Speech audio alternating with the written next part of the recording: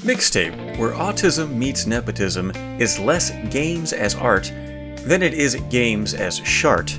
This collection of loosely connected music videos is about as interactive as a DVD menu, and its only fail state is the moment you're conned into paying for it. Calling Mixtape a game because you can make a character emote while rolling downhill is like calling your grandmother a mixed martial artist because she'll slap you for slipping her the tongue when kissing goodbye.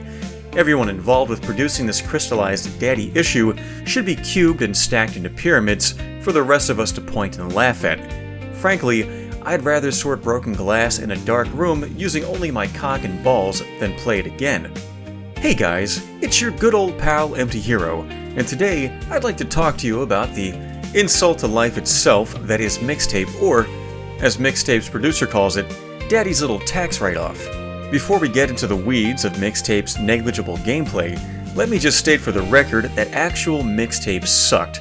They were recorded by kids too poor to purchase full albums, and were often distorted by high room temperature and the sound of their single mother weeping in the background. I somehow doubt the nepo baby who funded Mixtape couldn't just buy whatever albums they wanted when they weren't too busy giving mid-flight foot rubs to Matt Groening.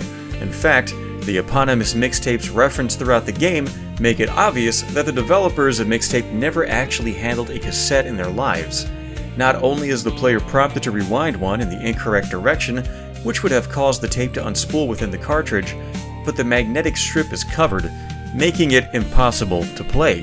This is the equivalent of naming your game compact disc, then making the CDs featured in the game rectangular and 7 feet tall. How can I describe the team behind Mixtape other than that the devil defecates, then they eat?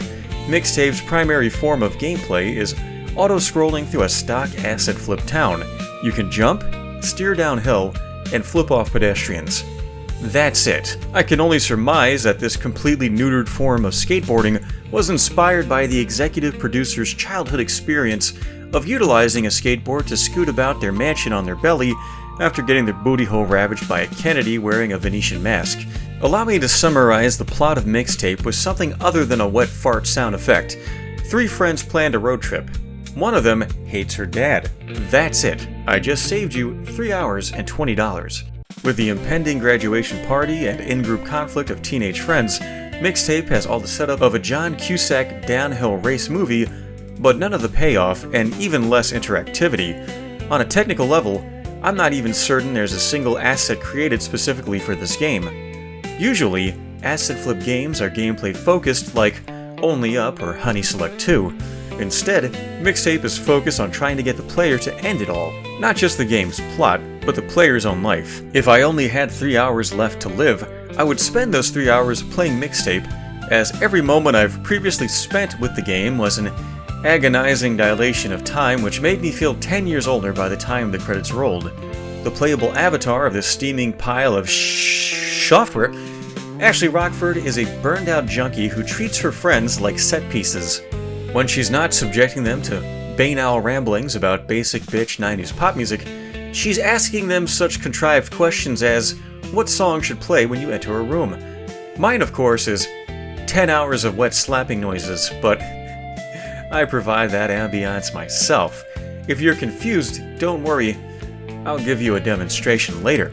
Ashley possesses the feminine charm of a ballsack and spends the entire game autistically stimming out in a corner while everyone else tries to ignore her. At one point, while everyone else is outside enjoying nature, Ashley cranks up the volume of her goislop because the gentle chirping of birds was triggering her. In short, Ashley is like a cross-dressing Patrick Bateman if he killed fun instead of yuppies. Oddly, this supposed main character isn't even the focus of Mixtape's narrative.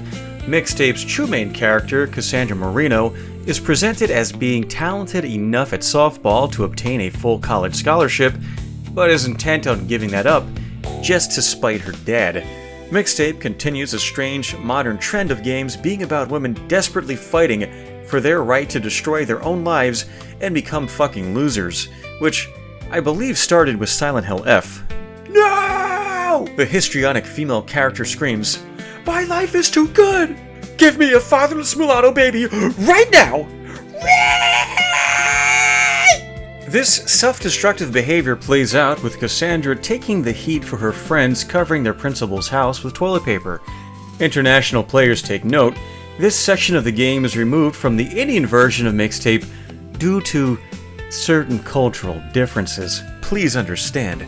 Later, when Cassandra is caught drunkenly wandering near a burning cabin, she holds up a stolen disposable lighter and proudly informs her father she'll burn the entire fucking town down if he doesn't let her do whatever she wants to do it. And surprisingly, for a game set in the 90s, Cassandra's cop father just gives in to her childish commands. In the real 90s, Cassandra would have been spanked right then and there in the middle of the road, with the raging fire melting the shoes right off her stanky little feet. I wouldn't have had to finish the game with blue balls. Speaking of the under-the-buckle truffle shuffle, the third main character of Mixtape is Skeeter. Skeeter Skeets. That's all you need to know about him. He's a nice boy, but don't touch the sock he keeps under his bed unless you want your fingers getting pregnant. With characters this unlikable and dull, I'm not even going to bother with a point-by-point dissection of Mixtape's plot.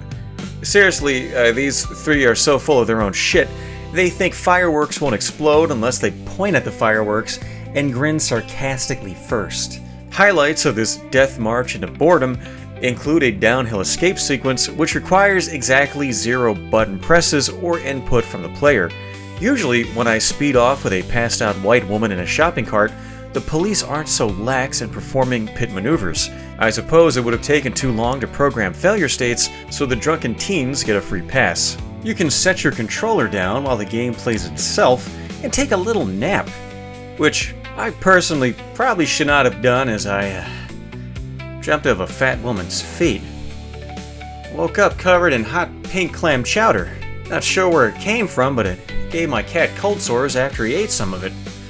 Now that I think about it, Mixtape is probably the one game you can complete with half of an A-press. Overall, Mixtape reminds me of the late great David Lynch, not because of the deep woods California setting or the angsty teenage drama, but because I'd rather lynch myself than play this humiliation ritual for bribed game reviewers ever again. Seriously, how can you sell a story-first game with writing this insultingly bad? Your characters should change and grow over the course of a narrative, having tested their beliefs against reality and coming to terms with their own faults. The Nepo baby mind, however, can never conceptualize that their shitty self-inserts could be mistaken. Instead, these drama kid projects tend to be their ham-fisted revenge on society. Imagine being such a loser that you've inherited the funds required to do anything, but you can't mentally move past being unpopular in high school, so you commission a game about soliciting a mildly respectful nod from a black girl. In my humble opinion, which is also a fact, if sex work is real work, the next time the creators of Mixtape feel the need to work on a game, they should go fuck themselves instead. I, for one, cannot take another high school fantasy of someone who wanted to be cool in the 90s, but was ostracized for getting caught sniffing the hacky sack. Ironically, the hottest single from this mixtape is its 1 out of 10 score. Well, that's it for today's video. If you liked it, seek help. Then subscribe. Consider becoming a YouTube member so you can have advanced access to videos, or check out one of my novels. Unlike Mixtape, Europe, Hillary's Invasion, Europe 2, Barack's Apocalypse, and Split in 2 are delightfully well written. Until we meet again, mon petit fromage. Thanks for your time and goodbye!